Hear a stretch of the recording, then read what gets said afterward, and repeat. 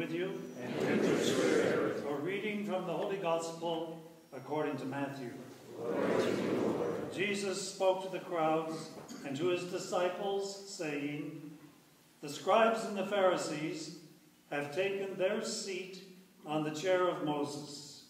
Therefore, do and observe all things, whatever they tell you. But do not follow their example. For they preach, but they do not practice. They tie up heavy burdens, hard to carry, and lay them on people's shoulders, but they will not lift a finger to move them. All their works are performed to be seen. They widen their phylacteries and lengthen their tassels. They love places of honor at banquets, seats of honor in synagogues, greetings in marketplaces, and the salutation, Rabbi. As for you, do not be called Rabbi. You have but one teacher, and you are all brothers. Call no one on earth your father. You have one Father in heaven. Do not be called master. You have but one master, the Christ. The greatest among you must be your servant. Whoever exalts himself will be humbled, but whoever humbles himself will be exalted." The Gospel of the Lord. Praise to you, Lord Jesus Christ. Good afternoon. Good afternoon. How are you all doing? Great. Great. We're all great. Yeah.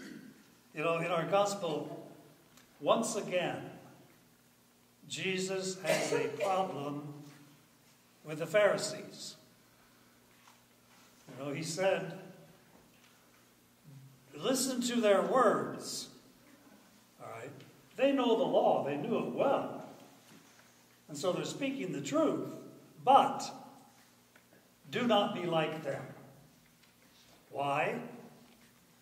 Because they want to be recognized and treated as very important people. They love to be singled out as special and superior to everyone else. You know, you could spot a Pharisee from a distance. I mean, he wore special robes. All of his accessories were of an important person. He loved titles of honor like rabbi or master or teacher. You know, he expected the honored places at banquets. That was just expected. Almost everything about him is crying out, "Look at me, see how important I am." And Jesus says, do not follow their example. Well, we don't do that, do we? We don't want to follow their example. Of course we don't. Yet, in all honesty, there is something in our human nature that still says, I want to be important. I want to be noticed, you know? It's in our human nature. It's just there. Think of a time when you were singled out with some mark of respect. Oh boy, that felt good, didn't it? You know, even though we might have said in humility, you know, that we don't really deserve such respect, we accepted it pretty easily. Think also of a time when you were overlooked. You were simply ignored. That felt bad, didn't it? Yeah. I shouldn't be slighted like that. I deserve more respect than that. See, that's that human nature, that imperfect human nature in us is still looking for some recognition, something of importance. Many years ago, I went to a wedding reception, and it was all done beautifully, and tables were all decorated beautifully. And they had a name tag at every seat in the hall, a big hall.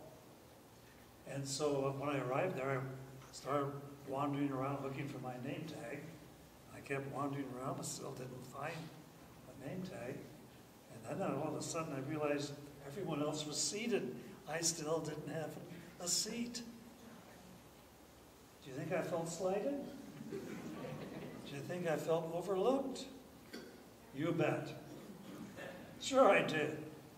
After all, I'm the priest that married them. Why can't I have a seat here at the reception? You know, that's human nature. The human nature I'm talking about. Oh, P.S. Then they invited me up to the head table and sit with the wedding party. That felt good.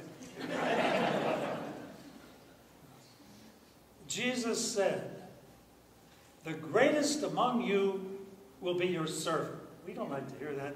We don't know what that means. It means something very simple, really. The greatest among you will be your servant.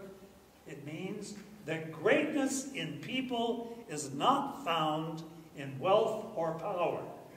It is found in service to others. Jesus sees each one of us here as very important people. And he wants us to see ourselves that way, but for the right reason. Why are we so important? Why? Because God loves us. Oh, we hear that all the time. But think about it. The Almighty Creator of the universe loves us. Can we even imagine treating someone that God loves as being unimportant? Why are we important? Because Jesus has saved us. Can we even imagine treating as unimportant a person that Jesus sees as so valuable he would give up his life for him? Jesus wants us to see ourselves as important for the right reason, to know why we are important. Jesus wants us to see ourselves as important. He wants us to see each other as important. Because in all truth, we are more important than we can even imagine.